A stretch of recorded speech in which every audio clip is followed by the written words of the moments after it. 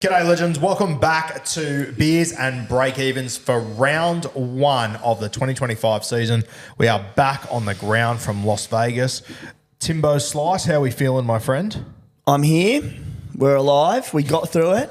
There were some shaky moments. There was. But we are here. We are here, very good. And obviously, guys, Lawntel, our new major sponsor for season 2025. There'll be some content coming out tonight, which you'll absolutely love. I'm hearing Logies are coming the way of us too after that performance on Allegiant Stadium. The pitch, how good.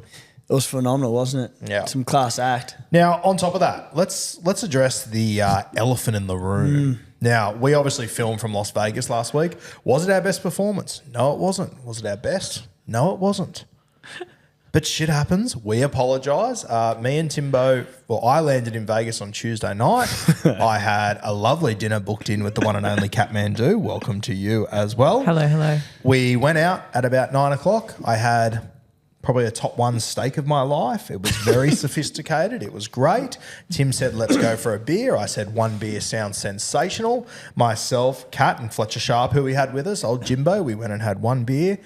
Kat and Jimmy, they made the wise decision to go home. And I thought, you know what? I'm just going to wet the whistle with one more with Timbo. And it was nice to see a Vegas sunrise, which really threw proceedings out of whack for all of us, didn't it, Kat? It did. Well, we left you at the Irish pub and I didn't hear anything until... I had an Irish passport by the time I left. Unfortunately, you didn't do an Irish exit, which would have been absolutely fantastic for the proceedings the next day.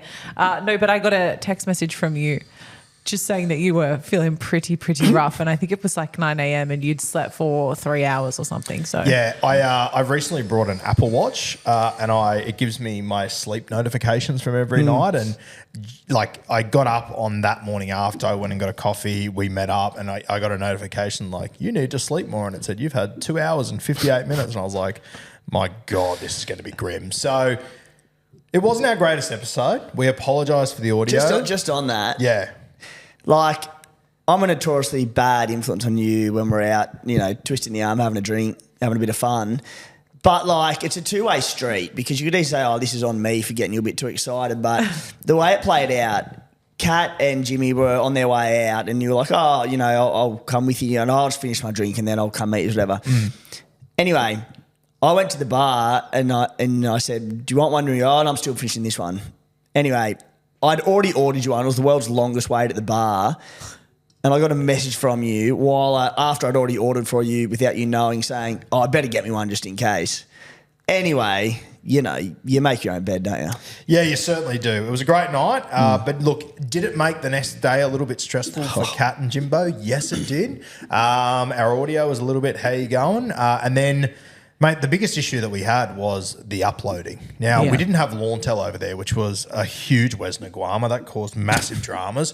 Couldn't get up there for hours. Poor Kathmandu's trying to upload it. I just want you to know that I had to sit in his room because that's where we recorded. Yeah, which is not like a damn swamp. The elephant in the room is also the quality of the audio. But because of the length of uploading time and the fact that we did have to record so late in the day due to the night before, there was no time to turn around another episode. So we just had to roll with it. We had to make it work. Yeah, look. And I sat in the prison cell that was your hotel room with no fresh air for about 8 hours, editing that thing, it not sounding just good. Just for the record too, the quote on no fresh air was that I had a leak in my room. So one half of it was just wet.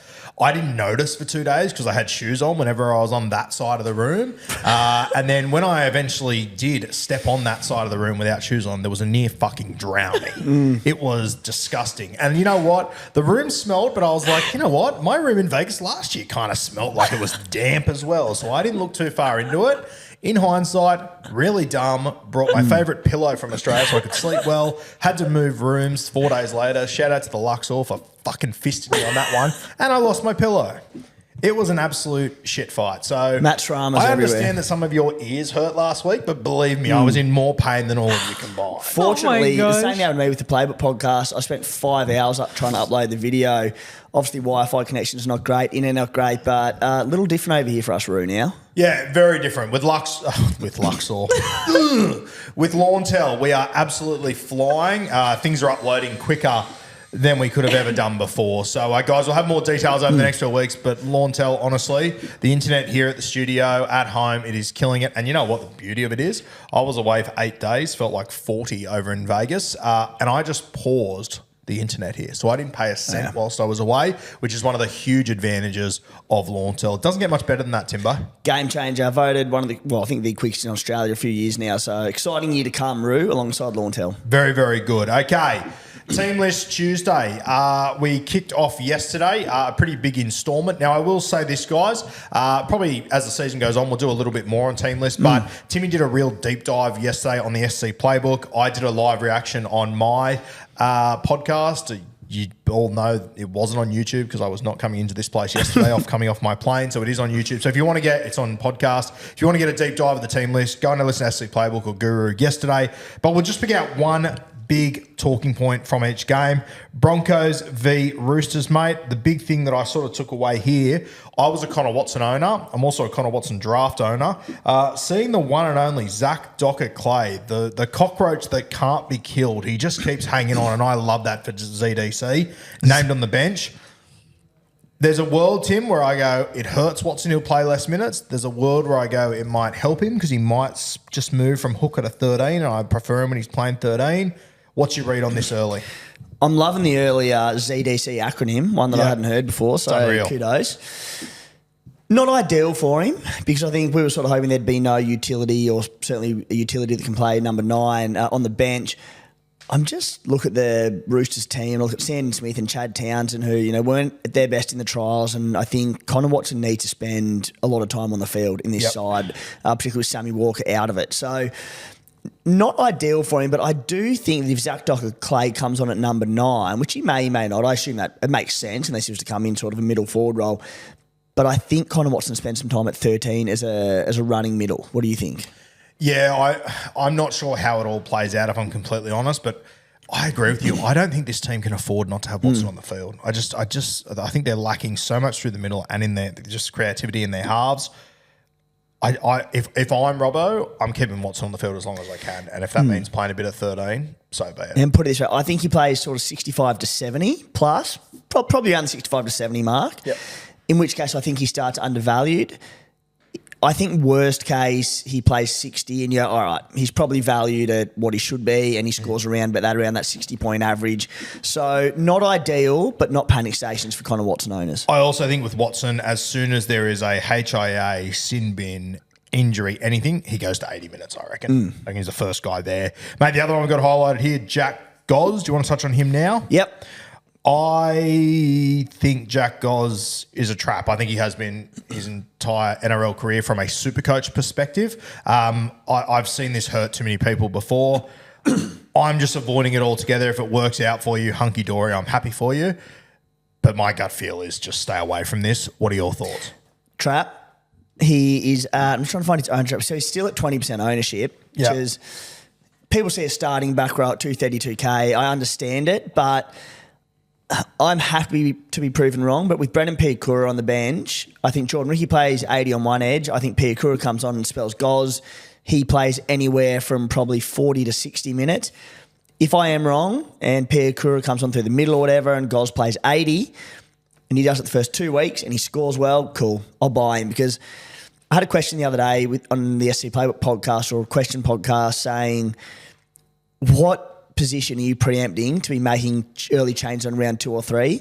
I'm almost certain I'll be trading 1 or 2 of my back rollers because you're throwing a few darts there. Yeah.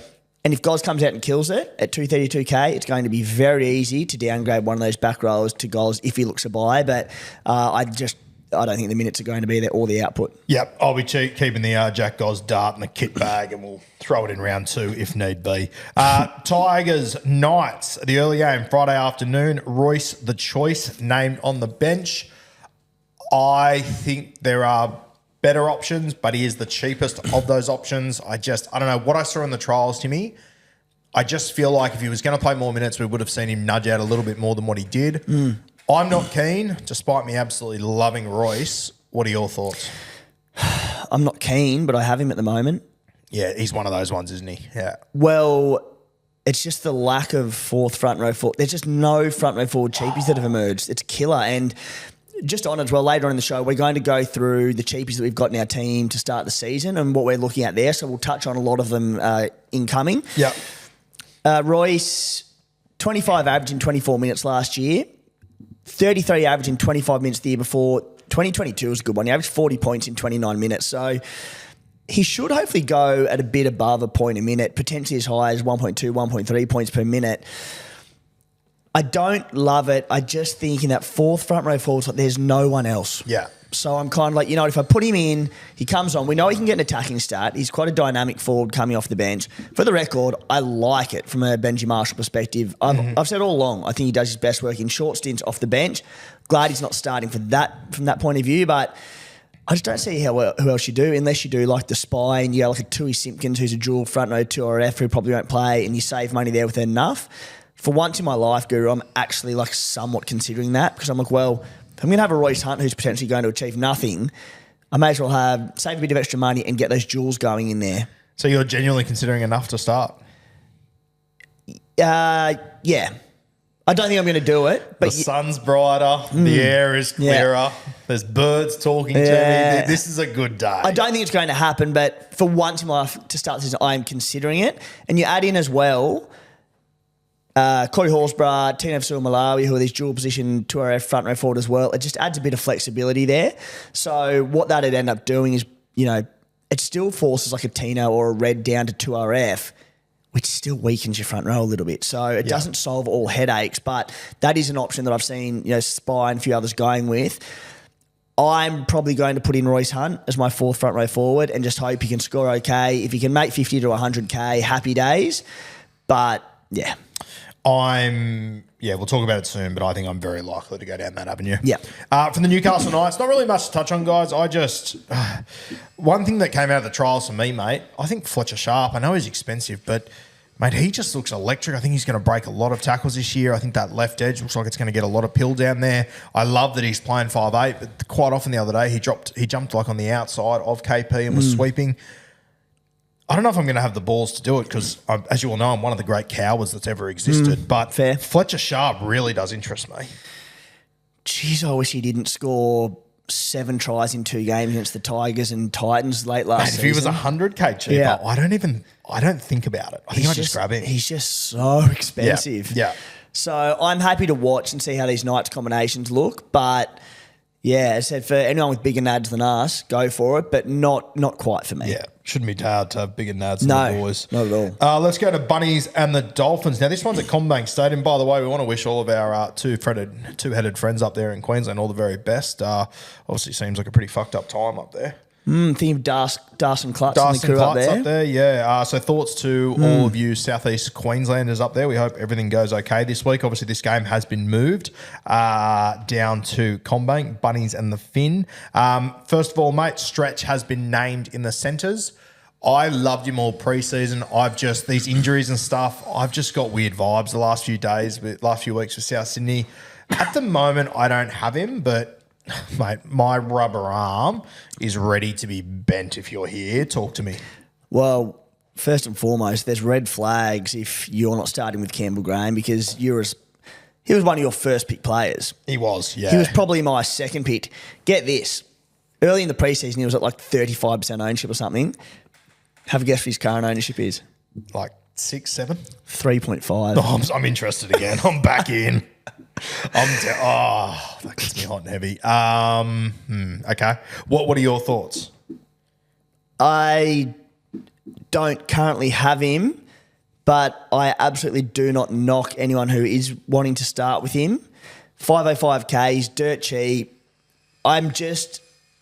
I was so keen on the Bunnies early in the preseason. Yeah. Just Latrell gone, Cam Murray gone, Ewan Aitken's not starting the season. There's just injuries everywhere. They're just underdone. Not underdone's the wrong word. Sorry, under strength. And I'm just concerned about that. So I'm happy to watch. Question. The hand is up. Nathan. Thank you, sir. Question. Dodd out, Humphreys in. Humphreys, the vast majority of footy I've ever seen him play has been down the left edge. If we end up with Cody on the right, does that move the needle at all on Campbell Graham? Like, to be honest with you, if Dodd was there and what I saw in trials, I'd be a little bit less excited. With Humphreys, there is part of me that I'm like, fuck, I reckon this team could go all right here. I mean, if Cody were to go right, then yeah, it would. Because last year when him and Jack were in the halves, Cody played right, yeah? And Jack was left? Is that right? Cody played right, Jack was left, yes. Yeah. If Cody went right, that changes heaps for Campbell Graham because he's got one of the best ball players in the comp playing inside him. Now, I do expect Cody to probably go side to side and play both edges a bit, but again, this is an assumption. We're probably not going to know who plays what edge. I mean, there'll be captains running different things, but yeah. But then I suppose the other issue then is, all right, if Cody plays right for 1 week and then in round 2 when Dodd finishes his suspension, if Dodd comes back in and Cody goes back to the left, I think there's a lot of guessing. Campbell Graham's getting dangerously close to my side again. I'm very interested. But I think the reality is that probably by round 2, Dodd comes back in, plays right edge, and he's got Dodd back inside. I mean, you've got that initial concern again. Yeah. I don't think that's going to happen, but we'll see. It is what you think it'll stay as Humphreys? And I think without a doubt. Ooh. I think Humphreys is, and I said this all preseason, I think he's going to be super important to their team somewhere. I think Dodd, yeah, mate, I think a high tackle and a trial could be career defining for him. I don't think Humphreys is going to let this jersey go. I think he's too much of a goer. I tend to agree. I think from what I've seen from Humphreys, I shouldn't say it because I haven't seen enough of Dodd, but I love what I've seen from Humphreys, so you could be right. Anyway. And I haven't seen a heap of Dodd either, but I've seen a lot of Humphreys, and I don't think there's too many guys like him around. So we'll see. How did we get? Bunnies, mate. Maxi Plath. He's been a big talking point throughout the off season. He's been named on the edge. When I look at the makeup of that side, I would tend to think Fine Fuiaki would be the one that's more likely to play less minutes. Plath on the edge, I don't quite know what to expect, but I think he'll play big minutes there. I don't think the Dolphins can afford to not play him for big minutes. What are your thoughts? Agreed. I have Fine Fuiaki in my team. I think he's actually made way just before this show. I'm just not convinced he plays 80. Yep. I was more hopeful. Now the team's come out and they've got a 4-forward bench. Kurt Donohoe, he can play anywhere. And, look at Kenny Bromwich is in the reserves as well. I'm just not convinced Fine Fuiaki plays the 80, and I think he needs the 80. If he's playing 50 to 60, he really needs attacking stats to hit his value, which is not that high. He's about 360, 370K. And he might get them, but, I'm a bit less convinced. So Max Plath, he's a huge watch early on, isn't he? Lemuelu has to come on for someone, and out of those two, I refuse to believe it's going to be Max Plath. Yeah. So, interesting. Unless Plath was to move to the middle. Yes, which I don't know. I just look at Donohoe named on the bench. I don't think Plath will. I reckon he'll stay on the edge. And then Stone's middle, Marky Nico's middle. Donohoe probably plays middle, Big watch there. But what is Plath? Is he hooker to RF or is he... Hooker to RF, yeah. Yeah, that's interesting. Okay, Dragons v Doggies, Net Strata. That might be the worst spelling of all time. I don't know how I even worked out that said Net Strata. Now, Gula, he starts in the front row. Emre Gula, a young mascot jet that come through the grades. I'll tell you one thing about SuperCoach, Timmy, and I've always said this. I love my front rowers that own kebab shops. It's always been a rule since day one. I've always lived by it, and I'm kind of interested in Emre. Recipe for success. Yeah, of course, 100%. Talk to me. I mean, I don't see a lot of upside in him, but I do think he's worth a conversation just because we just had the convo about not wanting Royce Hunt, but he's probably going to be in our team. Yeah. Now, he's a bit more expensive at $330K than, say, a Royce Hunt, but I do think he plays more minutes. He's got a decent motor on him. Typically scores at around about a point per minute. Last 3 years he's been 0.95, 0.94, 0.91. Before that he was 1.09, 1.14. So if you're based around a 0.9, maybe 1. What I am finding a little bit hard to predict again is just the minutes at the Dragons. And the reason for that is being that they've got a 4-forward bench, and I think Damien Cook is going to shift to 13 when Little comes on. Yeah. So I'm just worried about how many minutes there'll be, but There's no reason why he can't turn that 36 minutes into 40 plus 45. Again, he's not going to make you a ton of money, but he could plod along and be a decent enough front row forward. I'm probably going to save the extra 100 odd K on Royce Hunt. Yeah. Because I don't think either of them are going to do too much, but I can see why. I think the other thing just to be prepared for with Emre Gula, like David Clemmer seems to be nowhere to be seen at the Tigers. Every chance he's going to show up there in the next few weeks if he does. I'm not expecting him to play 50 minutes, but it's just another guy that could eat into those minutes. Yep. So, yeah, I'm interested, but you're making good points about Royce the choice, to be fair. Okay, doggies. Nothing huge here, guys. Josh Curran not named. Tui Pelotu.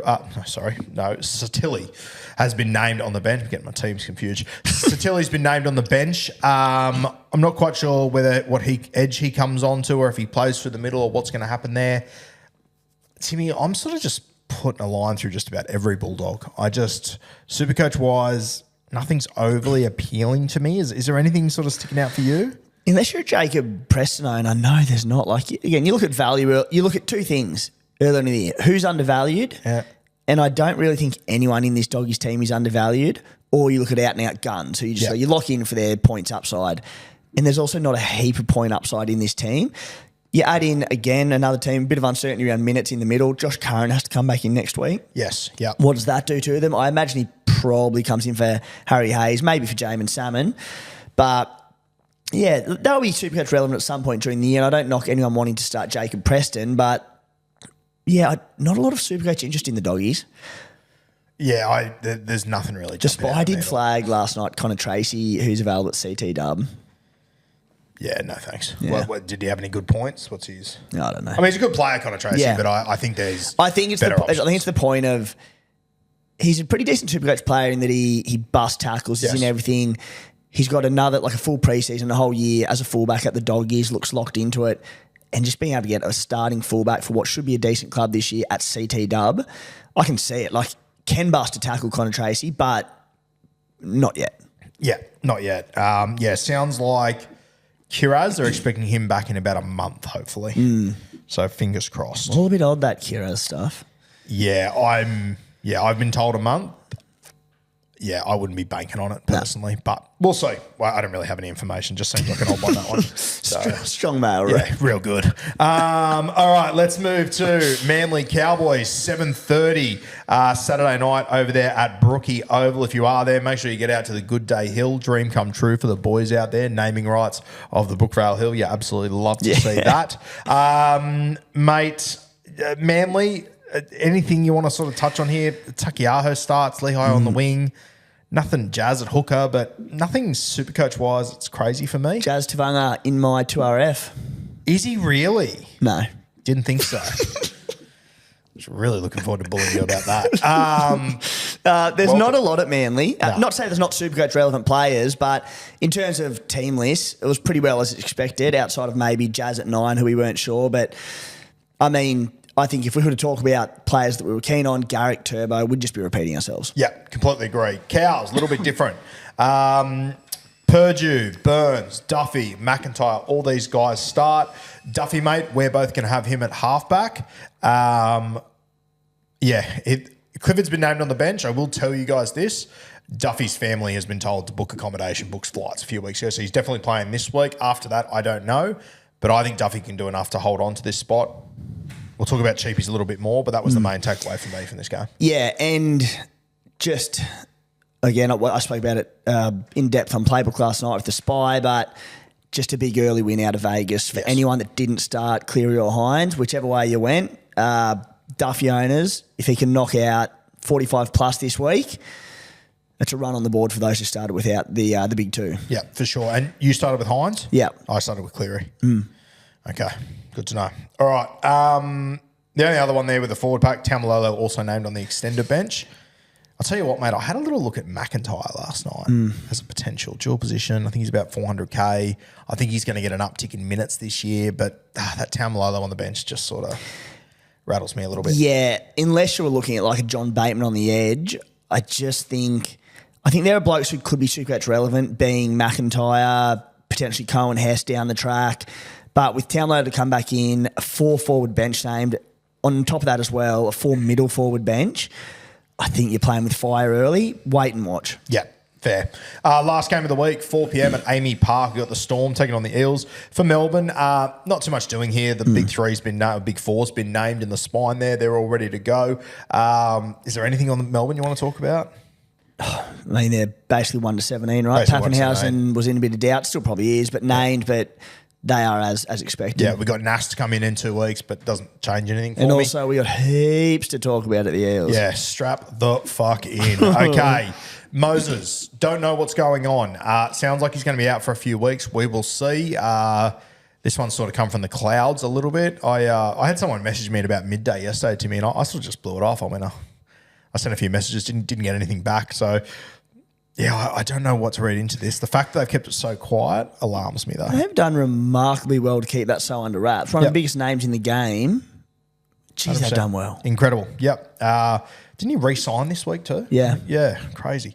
So Volkman comes in. He's been added to SuperCoach, as has Riley Smith. Shout out to SuperCoach, doing God's work there for all us classic players, but also the drafties out there. They'll be, especially Volkman, he'll be hot property on draft or waiver wires in the next 24 hours. Mate, Jack Williams named on the edge. Little sneak peek. I've got him in my SuperCoach Classic team. I'm feeling good about Jack Williams this year. You've always been a big fan of him, mate. I've quite often been critical of his ball handling and whatnot. I'm starting to see the light that you've been talking about for years, mate.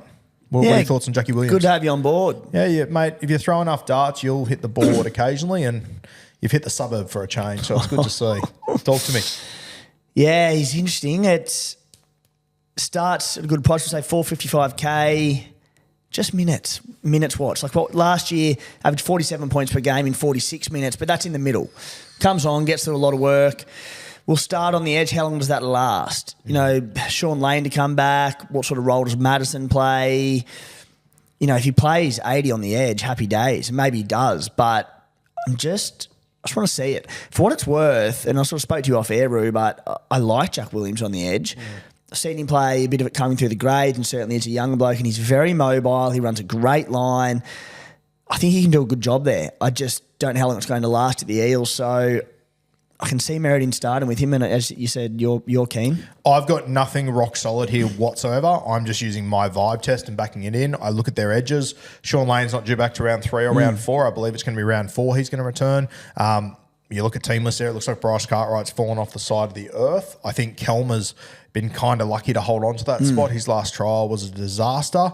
I think having Volkman inside him defensively is really going to test him as well. It looks to me Madison off the bench is probably going to have to play through the middle. I can't see them trusting Kelmer to play 80 minutes over Jack Williams, who's in the leadership group on the edge. When Sean Lane returns, I think he moves into the middle, and if I was coaching Parramatta, I would be using Junior Paulo as like my impact guy, and Jack Williams is my big minute guy. So I don't know. I'm sort of using vibe. I've got nothing to back this up, but I just think regardless edge, and then when he moves to middle, I'm confident Jack Williams is going to score well. So I'm going to back him in. And the big one there is Sean Lane. When he's back, does he come back through the middle or edge? And I don't think we know. But if he comes back on the edge and Jack goes back to the middle, all right, he probably plays 50 to 55 minutes and he scores okay, but maybe not enough to warrant buying. Maybe he does play more. He's very fit. I think he can handle it, but it's a big ask. Have you seen my most recent? I don't think this came up in Vegas, but have you seen my most sort of recent team reveal with any big name additions over the last probably week to 10 days? No, I don't know if we've spoken about this. Jaman? Oh, he's in, is he? He's in. Yeah, I like it. I think that when you look at that Parramatta team list, I think Jermaine's a big winner out of it. I think Jermaine and Jack Williams. If you started with both of them, I actually wouldn't push back on it. I can make sense of it for sure. I went through and I've been battling for the last probably since IPAP got named on the bench and I had to cut him. Kelmer played his second trial. I went cold on him. I went, shit. There were two people early in the preseason I had locked in and I've got to find replacements for them. So I've ended up spending up a bit more money there. And I was going through all the premium options and still trying to find a little bit of value there. And I went through and I'm like, are we just all overlooking Hopgood, who has a massive work rate? You see the team name now. He's going to play big minutes. Yep. Bust tackles, offloads, has ball playing, can score a try. I'm just like, get in my team, Jermaine. Yeah, no, very fair. I don't push back on it at all. The other thing just on Williams before we move off him, mate, the other thing that just fills me with confidence is, I've said it a few times, him being put in that leadership group. Riles must really like him. He can play numerous positions. As you said, he's fit as a fiddle. I think he's going to be a really good pickup. Kelmer on the edge, as we said. The other one, mate, Charlie Geimer. This kid came through the grades, playing on an edge. It looks like he's moved to the middle. He's tough as nails. He looks to me like he's got Jason Riles written on his forehead. It doesn't shock me at all to see him in this side. I have got him as a 2RF benchy at the moment. Minutes are a little bit of a concern, but I think once he gets an opportunity, I think he'll stay in this side. I think his PPM will be sensational. I think he'll get through a lot of work. I'll tell you what, if there's a reason in 6 weeks' time you're not happy with Hopgood, I think it could be because Geimer potentially gets a few more minutes than what we're expecting. I like the look of him. Yeah, Geimer's also a stallion. Came in yesterday. Yes, beautiful. I like him. 2 games last year, 43 points in 45 minutes with 37 in base. Awesome. Yep. 37 points in 41 minutes, also 37 in base. Just, again, feels like a coach's dream. Just a hard worker. All signs point to that they're pretty high on him. You know, he's beaten out some decent cattle to get on that bench. Yep. I think it'll be a real slow burn. Yep. But I think he can do a job. I think, you know, there's a world where he makes 150 to 200K for us. It might take 8 or 9 weeks. You probably don't want to play him early on, but 1 or 2 injuries away from 30 minutes a game becoming 40 to 45. Yep. And, yeah, I think in a pretty ordinary crop of 2RF cattle, I like him. I think if it plays out the way I think it's going to play out, Jack Williams plays 80 minutes on the edge until Lane comes back. I think Geimer's first 4 weeks could be decent. And the key to it as well, the 2 hookers. Yes, 100%. The dual hookers, so there's more minutes to be made, to be won in the middle. Yeah, for sure. Riley Smith obviously been added to SuperCoach. He'll be dirt cheap at hooker. I've said for a while, I think he's going to be the best hooker at Parramatta very quickly. But minutes-wise to start the season, to me, it's just a bit of a punt.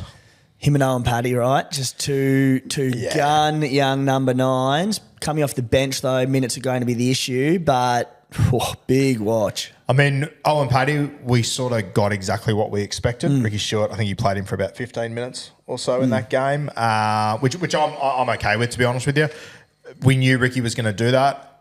Riles, I don't know. We'll just have to wait and see. But I think the beauty of Riley, mate, is that you can, if he's doing well in week 3, you can move someone down to him or whatever. Yeah, that's it. And I think I've said it a couple of times, Owen Paddy, he could be the cheapie of the year. Yep. If he gets that starting 9 role. Riley Smith, you can throw in that argument as well. If he gets the start, he could be cheapie of the year. But happy to just wait until he starts. And hookers also a position I don't want to make moves early with, but I'm realistic that there aren't a lot of locks where you're just confident putting him in. So it's likely at some point. Yeah. Okay, now on Parramatta, I guess our first topic of the day. My team, with Mitch Moses ruled out, mate, there has been mass changes. I'm Homer Simpson cutting people left, right and centre from this side. I've been very high on Zach Lomax all preseason. Without Moses, I just simply can't do it. It's freed up a delicious amount of cash for me that I've been able to play with. I feel richer than I did at New York at 3 a.m. last Tuesday morning. And then I've also taken out Dill Brown, who was my 5'8". I can't do Dill with Lomax. So, mate, it's freed up a lot of cash for me. I know you weren't overly keen on Lomax in the first place, but surely you agree with me, without Mitch Moses, you just can't do it, right? Yeah, probably not. Dill probably gets a lot more ball on that left edge. The one thing I will say is, and again, maybe this is a little bit too speculative, so give me your thoughts. Volkman plays very straight and plays deep into the line. What that does is it creates space out the back. Yep. Mitchie's a bit of a crabber. He jumps across field and he hops and he skips. What he does do is, though, when he does this, it's not like he doesn't necessarily send them sideways because he's always bringing blokes under, loves that dummy and then take off. But I do think there's a world where Volkman, the way he plays, it could open space for Zach Lomax out there. The question would probably be how much ball does he get with Dill Brown, probably the more dominant half on the left. Yeah, and mate, I can completely make sense of what you're saying. I think there's a very good chance that does happen. Not a punt I'm willing to take at the price Lomax is at, and it's not mystery with Dill Brown I want to lean into when Munster's as cheap as he is at the moment. So those factors sort of force my hand. if I'm wrong, I'm happy to be wrong on this. But if Mitch Moses was there, I would lock and load both of them and I'd be keen to go with them. I've got them for you. 8 games with Mitch Moses last year. Dill Brown averaged 62.37.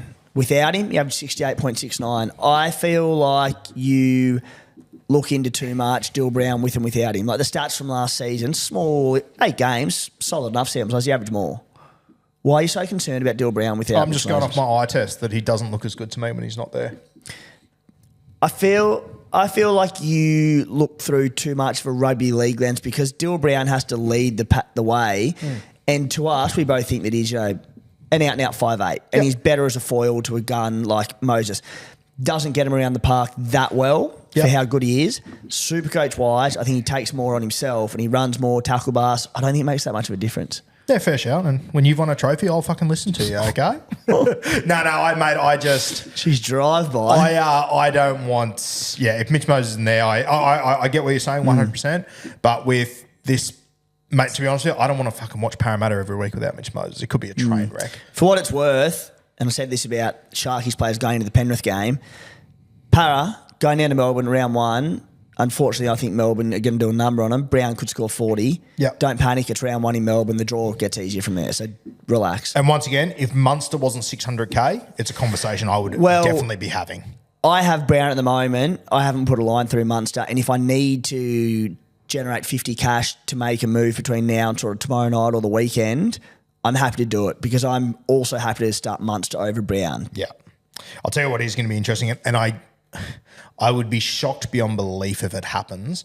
But as someone that's going to start with Munster, and you potentially might be, imagine if we get to round 2 and Munster's got the bye and the Warriors decide, we're going to make a move on Metcalf, and we don't have a 6 for week 2. I can't see the Warriors doing that, but it could be a perfect storm. No, I'll probably just delete my team. Probably just call it a day. See you in 26. So yeah, mate, you make some good points on Dill Brown, but I'm, Munster I was always kind of interested in, but I like the Dill Brown with Mitch Moses. Without him, that's the direction I'm going in. Yep. Okay, let's move to Cheapies. Who are you starting with, mate? Do we just want to sort of go from the top, go position by position, discuss our guys? And naturally, there's going to be a lot of costs over here. Yes. There's obvious cheapies that you have to have, and then there's a few more question ones. But yeah, let's go through them. All right, so hooker at the moment, mate, my team has Pakes and Sandon Smith, both cheapies. The 2 hookers that I'm going to start with at the moment. What are your thoughts? Yeah, I've got Smith. I don't have Pakes. I tend to prefer Mamouzelos to Pakes. I think he probably plays a few more minutes with Pakes having the job share with Billy Walters. Yep. He's a bit more expensive. I get that. But I do think Mamouzelos, I just like his minutes better. Yep. I like his job security a bit better, especially if you're saying that Humphreys potentially wins that spot. The concern prior was that if it was Dodd at half, Humphreys will be on the bench and probably eat minutes off Mamouzelos. Pakes, you've got Blake Mose, who's coming back from injury in the next few weeks. I prefer Mamouzelos of the 2. How many minutes do you think Pakes plays with Billy Walters on the bench? I reckon he'll play about 50. Is that enough? I think he'll get through decent base stats there, reasonably cheap. Looking at this Rabbitohs bench, I can see why you're into Mamouzelos for sure. How do you think this plays out with the Bunnies bench? I think Bud Sullivan sort of comes in and plays a bit of 9 or Havili? It's a bit of a weird bench now. I look at it. To answer your question, I don't know. Yeah. I would have thought Havili spells Mamouzelos for 20, but then it's kind of like, why is Jaden Sullivan there?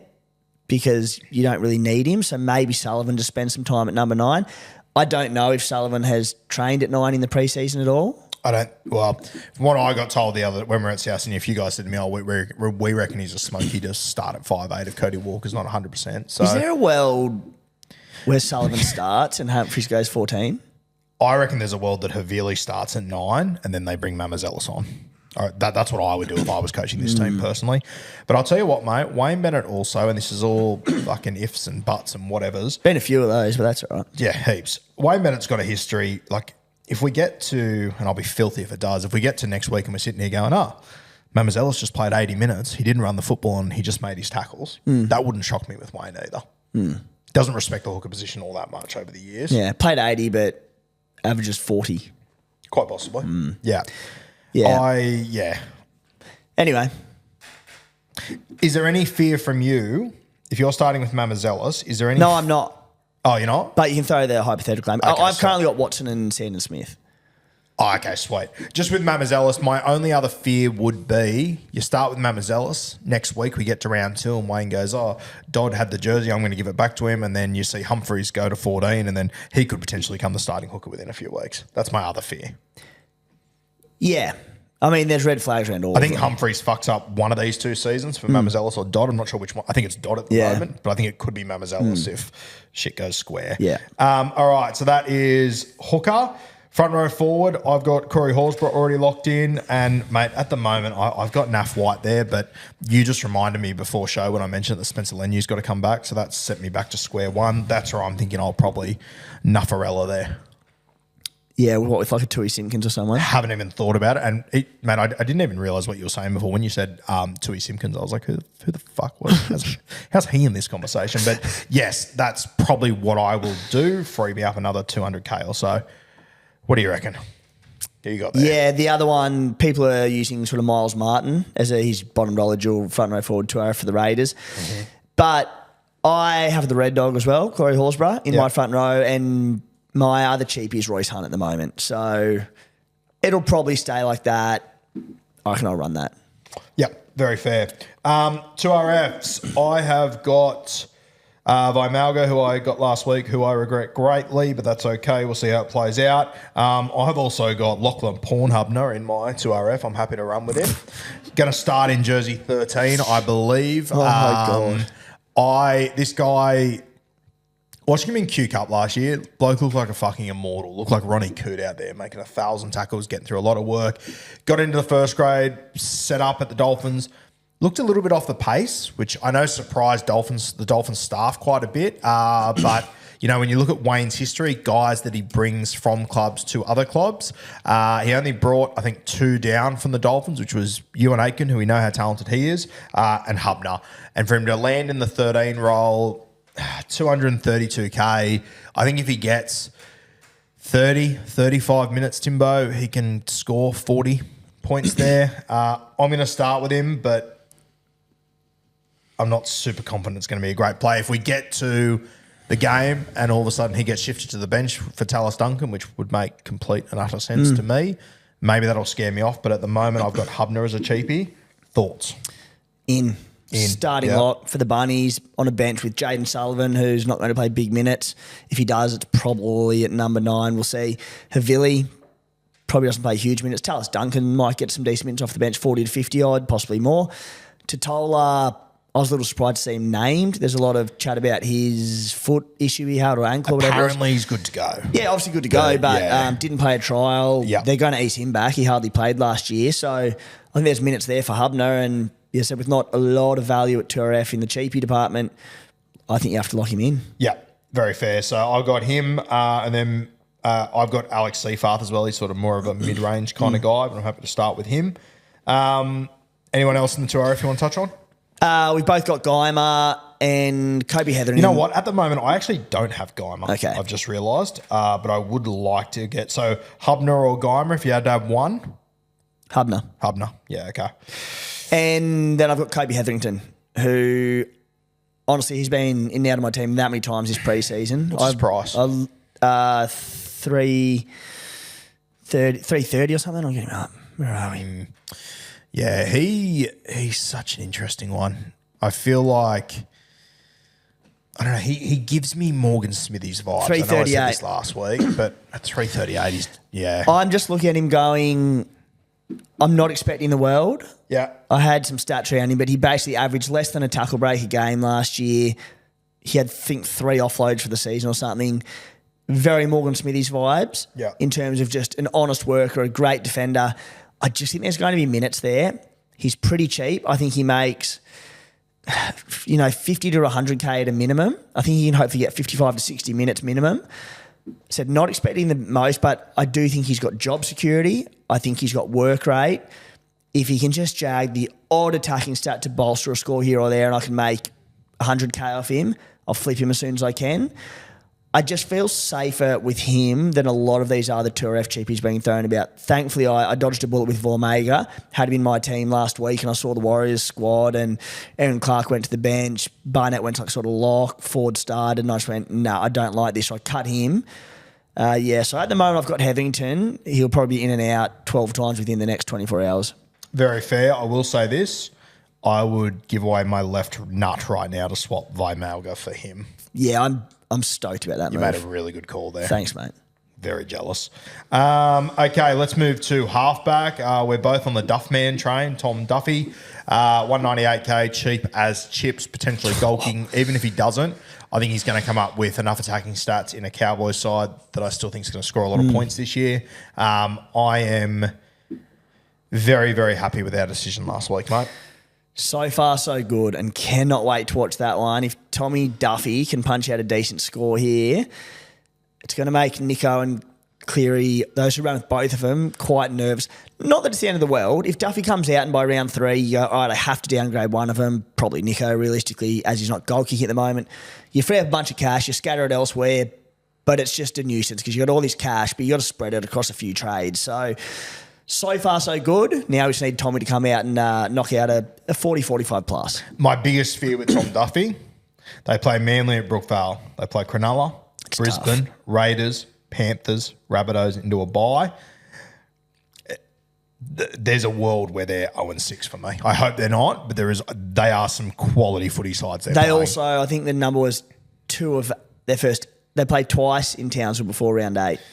So it's not ideal. No, it's not ideal at all. The flip side of it, if they can come out of that good draw with 3 or 4 wins, Duffy's on a good thing. Yeah. So we'll see. But yeah, I do think there's a world, if he does goal kick, I think there's a world where Tom Duffy could be the top scorer this weekend out of Hines, Cleary and him in a wild little turn of events. I can't remember exactly what it was. I remember doing a post after round 1 last year, and the same thing happened. Everyone was talking Nico, Cleary, this, that, and then there were just a couple of battlers who outscored them both. Yep. Yeah. Wouldn't shock me at all. It's not going to take that much. I think we're going to get a high-scoring affair at 4 Pines this week. So if he's goal-kicking, I reckon he's every chance to. Okay, let's move to the shit fight that is 5'8". Shout out to Lukey Metcalf. A tough little start there. I'm backing him for a bounce back. A lot of people asking me, who am I going to sell Metcalf to next week? You don't. Just chill the fuck out, would you? We do this every year. Yeah. Relax. Metcalf was the same dude he was 8 days ago when you're in love with him. Just his first-time halfback in Vegas. Yes, the big stage got the better of him. It's happened to numerous guys before. It's going to happen to numerous guys in the future. Chill the fuck out on Metcalf. He's going to come back next week. I think he's going to be given pretty clear instructions. Run the football more. Get yourself more into the game. That's going to spell a lot of SuperCoach points. Chill out. For the same reason you don't buy a Xavier Savage or someone after this week. I mean, could be suspended by the sounds of it, but it's one game. Yeah. Relax. So let's give him a 2-game sample size, see what that break-even looks like, see how he looks. And if he stinks it up again, we trade him, but don't do it straight away. All right, CT, anything else on 5'8"? Are we good? I've got no cheapies there. Yeah, sweet. Okay, CTW, I locked in Spicy Tamale last week. He did very well for me. Good play.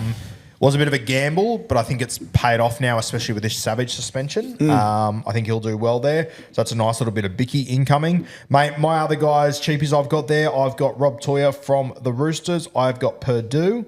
And, mate, I've gone for Shibasaki in my CTWs. Who are we talking about over at the Stallions? Yeah, I've got Toya, Shibasaki, Purdue, and then I've got one more that, I mean, hindsight's a great thing. Wish I had Tamale.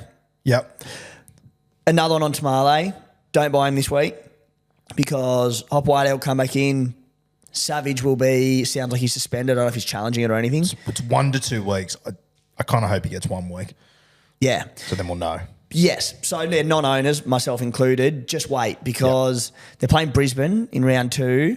If Reece Walsh comes and tears the edge apart defensively, it could very easily be in round 3, Hopawade and Savage. Yeah. Get to round 3. If Tamale's still there, buy him for sure. But yeah, it's sort of left me a little bit short on that one CT dub cheapie spot. So could end up someone like Jesse Arthurs. I've got a few stats on him in the deep dive who, we know is a bit hit or miss, but I don't mind him. At least there's job security there. I think Walsh will fire and the Broncos will be good this year. So the downside of that is it's an extra 100K I have to spend to get him in. So not the end of the world, but it's definitely an early win for Tamale owners with just tackle busting. He's a beast. Yeah, and as Tim said, early win for Tamale owners, but Tamale owners as well, just don't get too cocky. We're not out Could of the woods change yet. very This quickly. could change very quickly and it could be a nightmare. So let's just cool the jets there. Fullback and flex will throw in here. Iongi, he's got to be in one of those spots for us. He's in my fullback spot, 232K. Takes on Melbourne week 1. Wouldn't be surprised if he goes 40 points there. But after that, I'm feeling good about Iongi. Yeah, definitely. And again, I sort of mentioned it last night, but I don't hate Moses out for Iongi. Prefer him there, obviously, but for the same reason of creating space for Zach Lomax, Volkman plays straight, plays deep. He creates space for Iongi. He'll get his 3-on-2s. He's lightning. Yeah. So I don't think it's the end of the world, Moses being out. Yeah, very fair. Are you playing Iongi this week? Yeah, he's got a reserve on him at the moment. Yes, I probably will play him, I think. Yeah. What are you thinking? Probably. I don't feel good about it against Melbourne down there. Actually, you know what? I wouldn't mind taking a little punt on Tom Duffy over him, maybe. If we get any idea. I'm playing Duffy over him. You are? I reckon so. Okay. Just Melbourne in Melbourne. Yeah, very fair. Yeah. If we can get any idea that Duffy's goal kicking, I will definitely put him He in will, over him. right? Like, he kicked before Drinky in the trial. Well, he kicked in the first half, then Duffy kicked, then Drinky kicked in the second half. So I think he will, but we don't have anything in total concrete. I think we'll know who's kicking in the pre-game and all that sort of stuff. Yep. So yeah, if you do happen to be at Brookvale Oval, flick the boys a little message pre-game. I'll be very interested. Ella will be there. Yeah, she's already there. She hasn't left since last trial. All right, good gear. Now, let's move to the stat deep dive. Talk to me. What's wrong? No, it was such a missed opportunity there. Yeah. I'm so rusty That's that all right. I didn't know it was my time. Bad day to be a cobweb. They're blown out next week. We're coming off No the back excuses fence. next week. No excuses next week, Kat. Deep dive. Take us away, big dog. Just a few here. I will start with Jesse Arthurs, who we talked about before. He's just so attack reliant. Averaged 35 last year with 21 in base. We know the Broncos were very ordinary and the attacking stats didn't come. And I went back and I'm like, the year before he was a lot better. The Broncos were great. Played in the grand final, almost won the comp. He averaged 37 with 18 in base. I'm like, if I'm picking him, I will be very reluctant to play him. That being said, I do think the Broncos are in for an improved year, and I think Walsh is going to put a few peaches on him. You add in Ben Hunt as well. I think they're going to be good attacking. I think they're going to move the ball very well. So Arthurs, I feel every year, because I love him as an NRL player, but it doesn't translate to SuperCoach overly well. I'll tell you what, I think if you've got Arthurs, I think I'd play him this week. That Roosters right edge in the trial looked like an absolute disaster. That's going to be the edge of Benny Hunt. Reece Walsh will be out there. He'll be on the end of it. I like him as a little ATS this week, and I think he could score well in SuperCoach this week. I reckon he could score well enough this week that I might be looking at him over the next few weeks.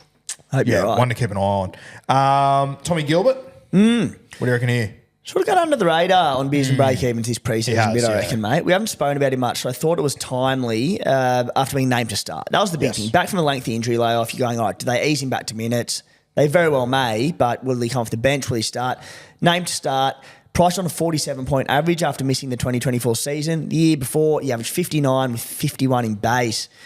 He's undervalued. It's just a matter of what do the minutes look like early in the season. Named as captain this week too. Always a positive sign too. So, yeah, I don't know. With Max Plath playing on the edge, I guess that helps his cause. I'm keen to see how they use Donahoe if he... I still can't believe he hasn't been named at 5'8".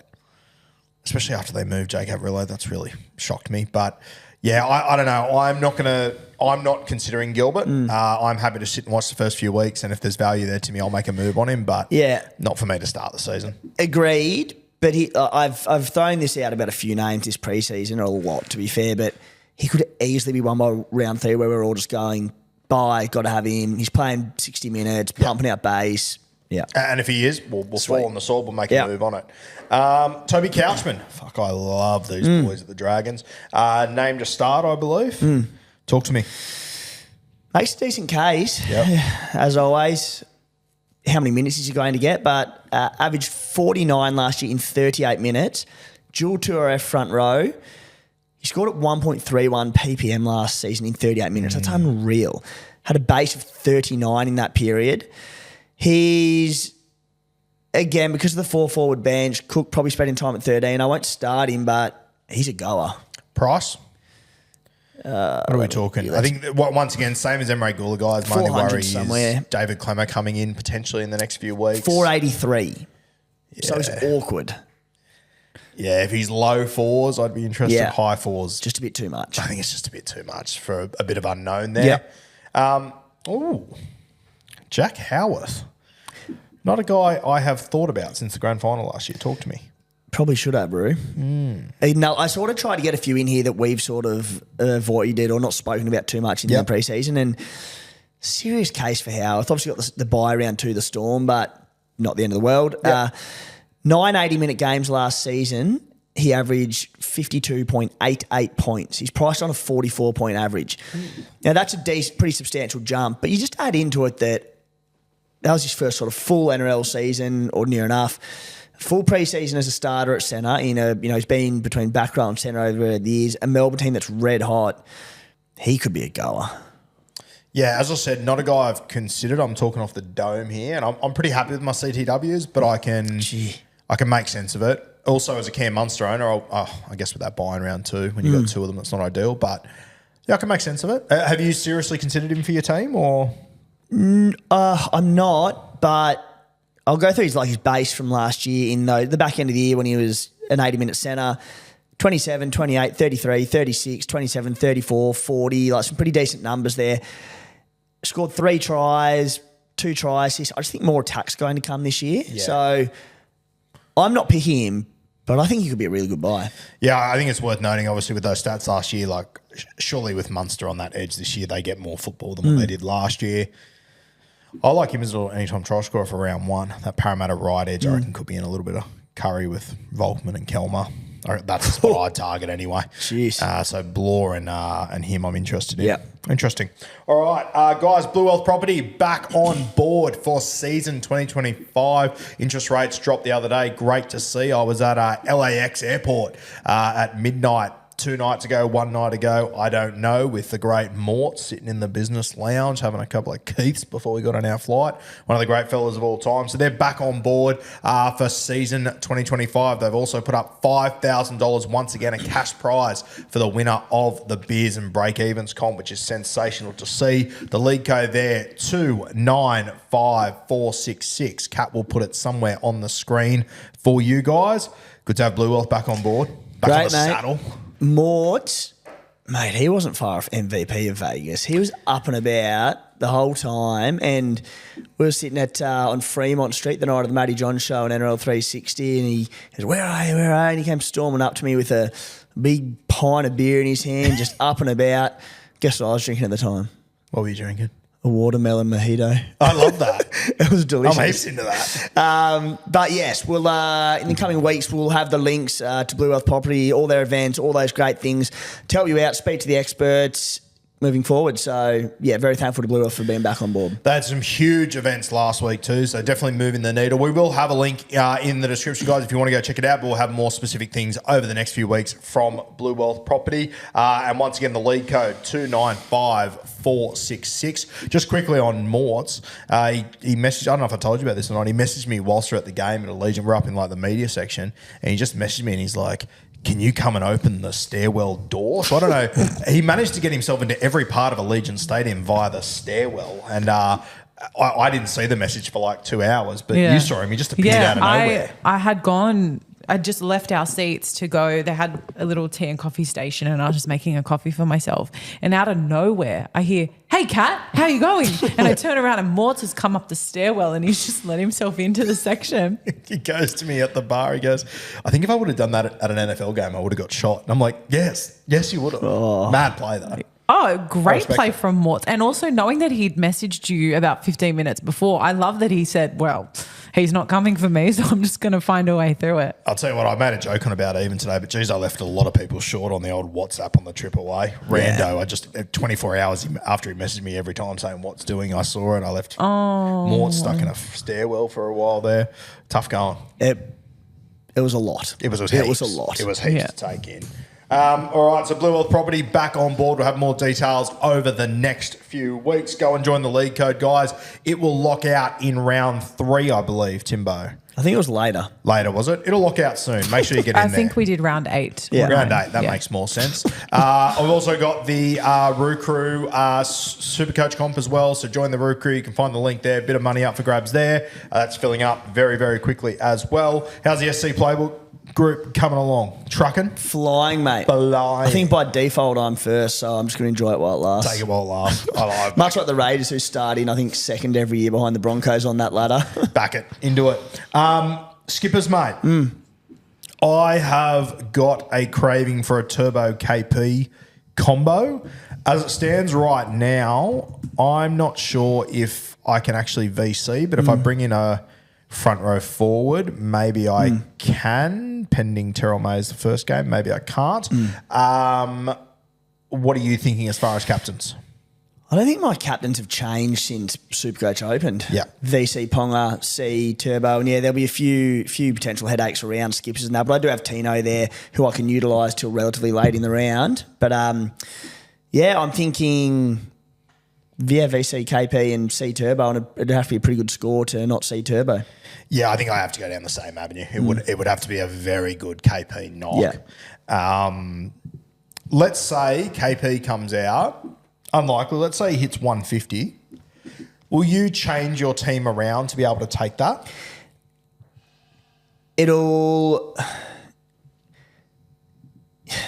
Because there's a VC score you take, then there's a VC score that you change your team around to get in the first I know. week. It'd have to be damn good to need to do that. The problem would be, if I was going to do that, it'd be around that sort of Tui Simpkins, sort of Royce Hunt stuff, but obviously Royce Hunt's in the KP game. So I couldn't do it around that. And I'd be very reluctant to sort of, to have to change my team, and it'd have to be 150 plus. So that's our captain's options, mate. If you're not going those guys, or for whatever reason you don't have KP or Turbo, is there any other options throughout the weekend, like these Melbourne boys against Parramatta? Like, Melbourne's at $1.08. Like, I think Melbourne wins, but geez, I think with the Parramatta side with a new coach, I don't think they'll get beat by 30 or 40 like that scoreline sort of says.